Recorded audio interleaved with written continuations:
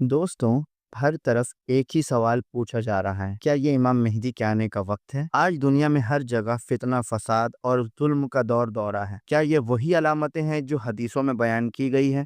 آج ہم ثبوت کے ساتھ اس موضوع پر بات کریں گے۔ سب سے پہلے ہم یہ سمجھنے کی کوشش کرتے ہیں کہ حدیثوں میں امام مہدی کے آنے کی علامتیں کیا بیان کی گئی ہیں۔ صحاح ستہ کی معتبر حدیث کے مجموعے میں یہ علامتیں لکھی گئی ہیں کہ رسول اللہ صلی اللہ علیہ وسلم نے فرمایا کہ میرے اہل بیت میں ایک شخص آئے گا جب دنیا ظلم سے بھر چکی ہوگی اور وہ انصاف قائم کرے۔ پھر ایک اور حدیث میں آیا کہ امام مہدی کا وقت دجال کے نزول کے قریب ہو۔ دوستو، اگر ہم آج کی دنیا کا جائزہ لیں تو ہمیں ان علامتوں کا ظہور عام ہوتا دکھ رہا ہے۔ چلیے کچھ مثالیں دیکھتے ہیں، جیسے فلسطین، سیریا، کشمیر اور کئی ملکوں میں ظلم کی انتہا ہو گئی۔ ہر طرف سیاسی بے سکونی، ایک دوسرے کے خلاف سازش، یہ عام ہو چکا ہے۔ فیک نیوز، اے آئی جنریٹڈ فالس ریالٹیز اور لوگوں کا عقیدوں سے ہٹنا۔ اگر یہ علامتیں پوری ہو رہی ہیں تو ہمیں صرف دیکھنے کی ضرورت نہیں بلکہ تیاری کرنی ہے۔ امام مہدی کا آنا صرف ایک نشانی نہیں بلکہ ایک آزمائش بھی ہے۔ قرآن و سنت کو مضبوطی سے پکڑیں، فتنوں سے بچیں،